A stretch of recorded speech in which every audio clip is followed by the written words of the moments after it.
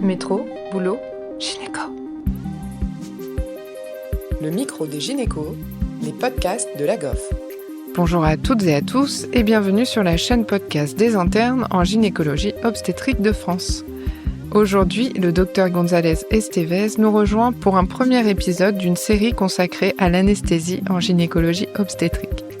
Le docteur González Estevez est anesthésiste, spécialisé en gynécologie obstétrique, praticien hospitalier à Lille et membre du collège et du conseil scientifique d'anesthésie et de réanimation obstétricale. Il a notamment participé aux recommandations formalisées d'experts sur la prééclampsie sévère en 2020. Il nous partage ses connaissances avec Océane pour le micro des gynécos. Bonjour Max, bonjour docteur Estevez. Toujours un plaisir de te recevoir sur le micro des gynécos. Aujourd'hui, on discute d'un sujet qui nous passionne tous les deux, la prééclampsie sévère. Bonjour à tous, merci de m'avoir invité. Si tu veux bien, on peut commencer par discuter du remplissage perpartum de ces patientes, en particulier des prééclamptiques sévères. Alors c'est un sujet passionnant, effectivement, des questions que je me pose quotidiennement au lit des patientes depuis très longtemps. Et alors tu parlais du perpartum, mais je pense qu'on peut l'élargir à en fait toutes les situations, puisque en fait la problématique du remplissage chez la prééclamptique, elle se pose en fait à tous les moments de son histoire. Donc de l'admission jusque l'accouchement et même en postpartum, que ce soit dans les services de grossesse à haut risque, que ce soit en salle de réveil, que ce soit en salle de naissance ou en salle de césar. Et en fait, c'est vrai que alors je voulais déjà balayer beaucoup d'idées reçues. Déjà, le remplissage chez la prééclamptique n'est pas du tout interdit. On dit souvent: «Oh là là, elles ont un troisième secteur, elles sont en hypervolémie. Si on les remplit, elles vont se mettre en OAP». OK? Donc déjà ça, c'est faux. Clairement. Alors, je dis rarement en médecine que quelque chose est faux, parce que souvent il faut rester, mesuré, avoir de la nuance et avoir de l'humilité. Là, pour le coup, effectivement, ça m'est jamais arrivé en 10 ans, de remplir une patiente prééclamptique et qu'elle se mette en OAP. Autre chose aussi, c'est que en tant qu'anesthésiste, gérer un mini OAP où la patiente elle a 1 litre d'oxygène et qu'on met un petit peu de diurétique, ça nous fait pas peur du tout, en plus. Donc il y a aussi un rapport bénéfice-risque. Parfois, on va prendre le risque même d'aggraver un OAP préexistant chez une patiente, de manière tout à fait rationalisée, en remplissant de manière prudente et monitorée par certains indicateurs que je peux, vous détailler, et alors que la patiente est à risque d'aggraver son OAP. Parce qu'on pense que le bénéfice du remplissage est plus important que le risque d'aggraver son OAP. Donc déjà, ça pondère un petit peu les choses. Mais bon, comme cette situation est plutôt rare, on va peut-être se concentrer sur pourquoi remplir une patiente prééclamptique. Bah, en fait, c'est très facile, il faut déjà se poser la question de pourquoi il faut remplir tout court. Pourquoi on remplit un patient? En fait, on va remplir un patient dans 2 situations. On va remplir un patient parce que il est hypovolémique, c'est-à-dire qu'il a perdu du volume, OK? Donc pour nous, grosso modo, c'est soit quelqu'un qui, boit plus depuis des semaines parce qu'il vomit ou parce qu'il a un problème ORL ou ce que vous voulez. Bah, ça, c'est assez peu fréquent, ou soit parce qu'il saigne, et ça, c'est beaucoup plus fréquent. Donc, par exemple, si vous avez une prééclamptique qui saigne, qui a saigné 1 litre, et que vous pensez que il faut lui passer 1 litre de remplissage parce qu'elle a saigné 1 litre dans votre réanimation de l'HPP, il faut tout à fait la remplir de la même façon que si elle n'était pas prééclamptique. Parce que le danger du choc hypovolémique de l'HPP est beaucoup plus au premier plan que le risque théorique de mettre cette patiente en déjà, ça, c'est un premier message. Deuxième message, c'est qu'en fait, le plus souvent, on va remplir une dame, une patiente prééclamptique, parce qu'elle est hypovolémique, non pas parce qu'elle a saigné, mais parce qu'elle a une pathologie qui entraîne une hyperperméabilité capillaire. OK? Et ça, vous le voyez. Pourquoi la patiente, elle a des œdèmes? Parce que tous ces capillaires partout dans l'organisme, ils sont poreux. Et donc, en fait, toute l'eau qui est dans le plasma vasculaire va fuir parce que les capillaires sont poreux. Et donc, c'est pour ça que cette eau se retrouve dans l'interstitium. C'est pour ça que la patiente prend 3 litres, 5 litres, 10 litres, 10 kilos, pardon, sur son histoire. Et on dit: «Oh là là, la patiente, elle a pris 10 kilos, donc elle va se mettre en OAP». En fait, pas du tout. En fait, ces œdèmes sont liés à de la porosité capillaire. Et cette porosité capillaire rend les vaisseaux vides. puisque l'eau, elle est partie. Donc, si les vaisseaux sont vides, il y a moins de volume dans les vaisseaux. Alors que c'est juste qu'il y a un transfert de volume. Sauf que le cœur, lui, il dépend de ce qui lui revient comme retour veineux, et que si du coup il y a rien dans les vaisseaux, il y a plus de retour veineux, et du coup le cœur il éjecte ce qu'il peut, et donc il va éjecter moins que voilà. En 10 ans, sur toutes les prééclampsies sévères que j'ai eues, allez 90 à 95% de ces patientes sont vides. D'accord? Vides au sens, elles sont vides. Donc, quels sont les symptômes d'une patiente vide? Principalement, c'est le rein qui paye. D'accord? Chez le patient chirurgical de 70 ans, chez la patiente enceinte, voilà. Le rein, c'est un organe sensible à l'hypovolémie. Et donc, dès qu'il est moins perfusé, il marche moins bien. OK? Donc, surtout qu'en plus, pendant la grossesse, il y a une augmentation physiologique de la filtration rénale qui fait que, en fait, le rein, il est habitué à de l'hyperfiltration parce que la femme enceinte a un débit cardiaque plus élevé que la patiente non enceinte. Et donc, si vous lui rajoutez une pathologie du 3e trimestre où progressivement, il va être moins perfusé, il marche moins bien. Et donc, du coup, il devient oliguurique et potentiellement insuffisant rénal. Je rappelle que la définition de l'insuffisance rénale pendant la grossesse, c'est une créate supérieure à 8 mg. OK? Du fait de l'hyperfiltration, la créate physiologique baisse. 8 milligrammes par décilitre, ce qui correspond à peu près à 70 micromoles par litre. Voilà, donc très important. Je cherchais dans ma tête en même temps, mais la conversion, à Lille, on est sur les milligrammes. Et donc du coup, c'est très bas. Donc une patiente qui a 10 de créate, d'accord? Ou 100 micromoles, et elle est déjà insuffisante rénale. Très important.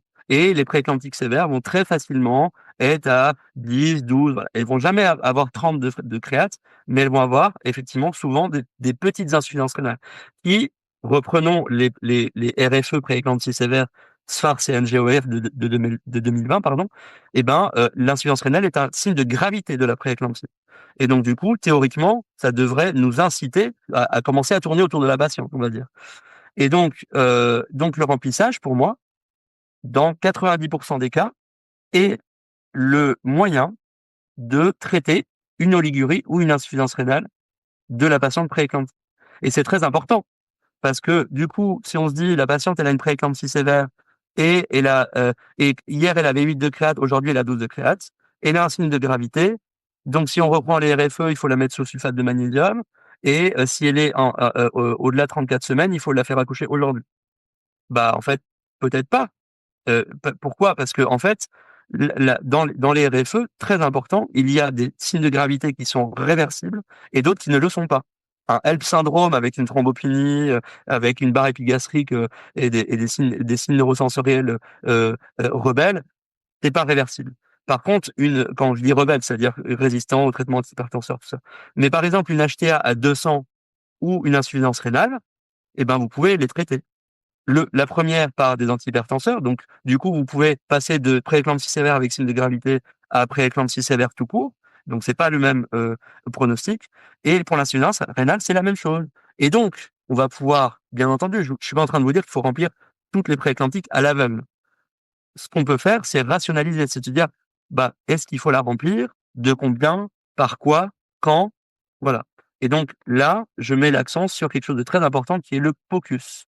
Le POCUS, c'est quoi? C'est Point of Care Ultrasound. D'accord? Ça veut dire l'échographie au chevet de la patiente. Vous en faites tous les jours. Mais nous, on en fait de plus en plus. Et on peut faire une échographie cardiaque et cardio-pulmonaire. Alors, l'échographie pulmonaire, c'est enfantin. Vous pouvez le faire vous-même. Vous prenez une sonde, n'importe laquelle, vous la mettez sur les apex pulmonaires, devant, là. Voilà. Si vous voyez des queues de comètes, ça s'appelle des lignes B, c'est des artefacts qui vous disent il y a de l'OAP. Voilà. Donc peut-être que si vous posez la question du remplissage et que vous mettez votre sonde et qu'il y a des queues de comètes, d'accord, peut-être que il faut, vous allez peut-être être plus frileux que s'il n'y a pas de queue de comète. Déjà. OK? Et je rappelle que j'ai déjà eu des patientes en OAP à 90% de SAT sous 5 litres d'oxygène sans crépitant. Je n'ausculte plus mes patientes depuis hyper longtemps. Pourquoi? Parce que, en fait, les patientes pour lesquelles vous avez des crépitants sur de l'OAP enceinte, c'est des patientes en OAP massif. D'accord? Et donc, il y a beaucoup, beaucoup de patientes intermédiaires pour lesquelles on a un OAP non massif. Et donc, pour ça, l'échographie vous dit il y a de l'OAP beaucoup plus précocement que l'auscultation. Premier message. Deuxième message, c'est qu'on peut aussi regarder le cœur. ça nécessite effectivement des compétences, mais maintenant, en formation initiale, tous les internes anesthésie depuis à peu près 5-6 ans ont accès à l'échographie cardiaque pour tout le monde. Et donc, on pose la sonde, on vérifie, est-ce que la patiente, elle est en surcharge ou pas, d'accord? Sachant que, autre message, dans 2/3 des cas, les OAP de la femme enceinte prééclamptique ne sont pas liés à une surcharge, d'accord? Donc ça, c'est un premier message aussi. C'est que du coup, dans mon expérience, j'ai eu à peu près 10 OAP. Sur ces 10 OAP, de la prééclampsie sévère, et ben, 8 étaient des OAP d'hyperperméabilité. En fait, il y a de l'OAP parce que ça fuite partout, d'accord? Voilà. Et donc, vous regardez le cœur il est vide. Et donc le traitement, c'est peut-être vous allez mettre des diurétiques, tout ça, mais ça ne veut pas dire que c'est une défaillance cardiaque avec le cœur qui a une fraction d'éjection qui baisse, une dysfonction diastolique, le cœur qui est rigide, etc. Ça, non, oubliez. Ça, c'est plutôt rare en fait. Voilà. Donc déjà, l'OAP de la prééclamptique, c'est souvent de l'hyperperméabilité. Et quand vous allez remplir, et ben, si vous voyez qu'il n'y a pas de surcharge et vous voyez que quand vous levez les jambes de la patiente, le cœur il éjecte mieux, ça veut dire que la patiente, elle est vide, et 2, elle va bénéficier au remplissage. Donc vous avez rationalisé votre rapport bénéfice-risque. Oligurie ou insuffisance rénale et échographie qui vous dit elle est vide et elle n'est pas en OAP, du coup, vous allez la remplir. Et vous allez la remplir, pas forcément avec de l'albumine, hein. Si la dame elle a une albuminémie normale, vous pouvez mettre 1 litre de ringère sur 6 heures et vous réévaluer le soir.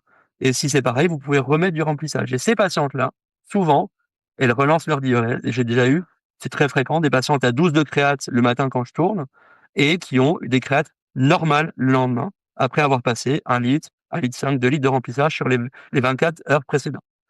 C'est tellement que ça, que maintenant, comme j'ai beaucoup d'expérience, je fais plus d'échographie.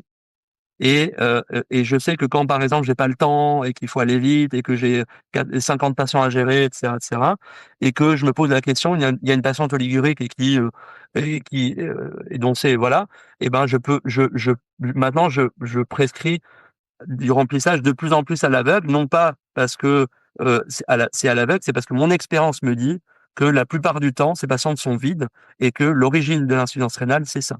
Et donc c'est important parce que du coup, ça peut rectifier le parcours de cette patiente prééclamptique et peut-être qu'on peut lui éviter effectivement un déclenchement à un moment où c'est pas opportun. Et parfois, ces patientes-là, elles passent le cap de cette insuffisance rénale et parfois elles accouchent 3 semaines après.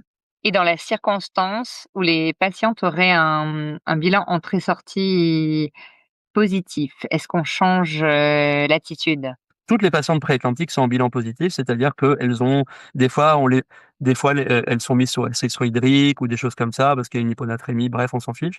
Et voilà, donc elles ont pris 5 kilos. Donc on se dit, le bilan entrée-sortie est positif, donc limite il faut les diurétiquer. Mais en fait pas du tout, parce que si tu fais une écho et qu'elle est vide, tu les diurétiques, tu aggraves l'hypovolémie, tu aggraves l'insuffisance rénale et tu précipites l'accouchement de la patiente. Donc vraiment c'est très important. Le bilan entrée-sortie, il est, alors c'est une anecdote que je raconte tout le temps aux internes anesthésie, mais je pense que c'est hyper parlant. En fait, la patiente prééclamptique, c'est une patiente de réanimation en petit format, d'accord? C'est très important. Nous, on est anesthésiste réanimateur, on a fait, même si on ne travaille plus en réanimation, on a fait une partie de notre formation en réanimation. Vous allez en réanimation, tous les patients, ils sont inflatés, ils ont pris 10 kilos, etc., etc., pour plein de raisons. Et en fait, pourquoi? Parce qu'un patient de réanimation, il est inflammatoire. OK, très inflammatoire. Beaucoup plus, bien sûr, choc septique, SDRA, et cetera. Ils sont très inflammatoires, donc ils fuient. Mais la patiente prééclamptique, c'est la même chose, mais en petit. Elles sont inflammatoires du fait de la physiopathologie de la prééclampsie. Et donc, ça provoque une hyperperméabilité capillaire, et donc elles vont fuir. Et donc, elles vont se comporter de la même façon que les patientes de réanimation. Et j'ai fait de la réanimation de chirurgie cardiaque, et une fois, on a greffé un patient. D'accord? Et ce patient, il était à J1 post-op de sa greffe. Il avait pris 15 kilos. C'est normal, imaginez une CEC, des immunosuppresseurs, plein de trucs, et cetera, voilà. Donc c'était vraiment hyper compliqué et il avait une insuffisance rénale comme beaucoup de patients de chirurgie cardiaque. Et en fait, je l'avais pris en charge et il avait pris 15 kilos, 20 kilos, et cetera, et cetera. Il avait une insuffisance rénale de fou, d'accord? Et en fait, ce patient-là, on a été amené à le dialyser dans les jours qui ont suivi, parce que son insuffisance rénale était terminale, le rein était à plat, d'accord? Sachant qu'en chirurgie cardiaque, les causes d'insuffisance rénale sont infiniment plus diverses que chez la prééclampsie. Mais en fait, qu'est-ce qui s'est passé? En fait, ce patient était tellement inflammatoire sur la chirurgie, la CEC, les médicaments, tout ça, etc., qu'en fait, ses capillaires, c'était des passoires. Et en fait, il avait pris 15 kilos parce qu'il était vide. Et à l'écho, à chaque fois qu'on le remplissait, il y avait tout qui fuyait et on alimentait les œdèmes. Et en fait, il a fait une insuffisance rénale fonctionnelle, terminale, dialysée. Voilà. Et donc, en fait, et pourtant, il avait plus 20 kilos. D'accord? Donc ça, c'est à l'extrême ce qui se passe chez la prééclampsie.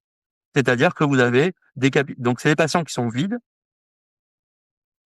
qui ont pris du poids, et en fait, la prise de poids est liée au fait qu'ils sont vides. Et donc, cette hypovolémie efficace, c'est pas de la vasoplégie, hein, il y a pas assez d'eau dans les vaisseaux, entraîne l'insuffisance rénale. Et donc du coup, c'est pas parce qu'ils sont inflatés qu'il faut les diurétiquer. Au contraire, le remplissage est souvent un moyen de traiter cette insuffisance rénale fonctionnelle. Du coup, tu mets jamais de Lasix ou de diurétique de Lens, chez les prééclamptiques, ouais? Alors, ta question est provocatrice. Forcément, en médecine, toujours et jamais, c'est souvent jamais comme ça. Mais grosso modo, ça m'arrive de mettre des diurétiques. En tout cas, je pense personnellement que la prescription de diurétiques, en tout cas, moi, je ne vois pas comment on peut prescrire de manière rationalisée des diurétiques chez une patiente prééclamptique sans avoir fait une échographie pleuropulmonaire préalable. Euh, et une fois qu'on a fait tout ça, il est possible de mettre des diurétiques. Pourquoi? Parce que, en fait, si le rapport bénéfice-risque est favorable au fait de faire pisser la patiente, on va le faire. Imaginons la patiente est née en OAP d'hyperperméabilité, d'accord? Ou alors elle a un épanchement pleural d'hyperperméabilité. Les séreuses fuient, donc elle a de l'épanchement pleural. Et ben, et que l'hypoxémie ou la dyspnée sont au premier plan. Alors, bien entendu, ces patientes-là, elles vont accoucher assez vite. Là, l'enjeu, c'est pas de passer un cap pour qu'elles accouchent dans 15 jours. Mais néanmoins, les améliorer peut être important. Parce que si on va la césariser aujourd'hui, vaut mieux qu'elles tiennent la position allongée, si elles sont en OAP ou en dépenchement pleural, et qu'on soit pas obligé de les endormir parce qu'elles tiennent pas. D'accord? Et donc, on peut tout à fait être amené à se dire, bah, elles sont sous oxygène, elles ont un OAP, certes d'hyperperméabilité ou un épanchement pleural, certes d'hyperperméabilité, mais qui est retentissant, et du coup, l'hypoxie est au premier plan. Certes, elle a peut-être déjà une petite insuffisance rénale, certes, elle est hypovolémique, mais peut-être que dans votre rapport bénéfice-risque, ce qui prime, c'est de la traiter de son OAP, et donc du coup, même si c'est de l'hyperperméabilité, faire pisser quelqu'un, ça va faire que l'OAP, il va diminuer, parce que ça va créer un appel d'eau, et donc du coup, il y aura moins d'eau qui va fuir, puisqu'il y aura moins d'eau dans le secteur vasculaire. D'accord? Donc vous allez améliorer la patiente transitoirement, et peut-être que vous allez décider sciemment de prendre le risque d'aggraver son insuffisance rénale. D'accord? Mais parce que l'insuffisance rénale n'est plus au premier plan, et que on sait très bien que dans le postpartum, elle va complètement réverser son insuffisance rénale. Et Ce serait pas le même cas, du coup, pour si on est justement dans une insuffisance rénale, qui est oliguurique, voire anurique, pour relancer la diurèse, là, c'est pas alors, indiqué? du coup, pour le coup, je suis catégorique. On ne traite jamais l'insuffisance rénale par des diurétiques. Il n'y a que en chirurgie cardiaque où on peut le faire. Où, en fait, on ne peut traiter l'insuffisance rénale par des diurétiques que si la cause de l'insuffisance rénale est liée à de la congestion. D'accord? Donc là, en fait, ça arrive, par exemple, en chirurgie cardiaque, quand le cœur il marche pas, il y a un espèce de rein cardiaque. D'accord? Comme on a le foie cardiaque, OK? Et le rein, il marche plus, ça s'appelle le syndrome cardio-rénal, et donc du coup, là, on va traiter l'insuffisance rénale, et je l'ai vu parce que j'ai fait de la chirurgie cardiaque, et ça, c'est vraiment contre-intuitif pour nous. On met des diurétiques, le patient il a plus d'insuffisance rénale. Waouh, incroyable. Mais on ne relance jamais de la diurèse avec des diurétiques. Et donc du coup, si on veut relancer une diurèse, il faut se poser la question de la cause. Et chez la prééclamptique, c'est systématiquement de l'hypovolémie. Par contre, effectivement, si tu décides de donner des diurétiques, en fait, tu donnes des diurétiques à la patiente parce qu'il faut traiter son hypoxie, tu vas aggraver son hypovolémie et donc tu sais que peut-être tu vas, à cause de tes diurétiques, devoir remplir un peu ta patiente. Et donc du coup, tu peux dire: «Je diurétique beaucoup ma patiente, mais je vais la remplir progressivement au lieu de brutalement», puisque du coup, voilà, et avec des choses qui sont, heu heu OAP friendly. Par exemple, tu peux mettre de l'albumine, qui sont des produits avec une pression oncotique importante, où ce que tu vas mettre à la patiente, ça va fuir moins facilement dans le poumon que si tu mettais ce qu'on appelle des cristalloïdes, c'est-à-dire du ringère. Et donc tu peux mettre, par exemple, de l'albumine concentrée, d'accord? Qui va remplir le patient doucement et qui va en plus, peu fuir dans l'OAP. Donc tu vas traiter tous les plans en même temps, tu diurétiques un petit peu, tu remplis un petit peu et surtout, tu répètes ton échographie cardio-pulmonaire pour vérifier l'efficacité et la tolérance de ton traitement titrer en anesthésie. On fait ça toute la journée. On met un petit peu ça, on met un petit peu plus, un petit peu moins et comme ça, tu personnalises ta prise en charge. Merci, encore un super épisode, on apprend vraiment plein de trucs et c'est très, très chouette. J'essaie de synthétiser, tu me coupes si je fais faux. On a parlé de remplissage et de prééclamptique. Tu as donné plusieurs messages. On peut remplir les prééclamptiques et surtout, bien sûr, si l'indication, est un état de choc ou quoi que ce soit, si l'indication est prioritaire sur la pathologie de manière générale. Les OAP sont par surcharge, mais aussi par, hyperperméabilité capillaire. C'est facilement des patientes vides qu'il faut savoir monitorer par échographie, cardio-pulmonaire. Et par contre, on ne retient pas les diurétiques en dehors de ce contexte-là d'OAP, si c'est pour l'insuffisance rénale en tant que telle ou relancer une diurèse. Et on peut par contre discuter du concentré d'albumine ou du remplissage, justement, à nouveau. Merci beaucoup et j'espère encore à une prochaine fois. Merci à toi, à bientôt. Merci à tous de nous avoir écoutés aujourd'hui. Rendez-vous la semaine prochaine pour un nouvel épisode. Vous retrouverez toutes les ressources et références de ce podcast dans la description et surtout, n'hésitez pas à vous abonner à la chaîne, à lui accorder 5 étoiles, voire même à en parler autour de vous. Métro, boulot, gynéco.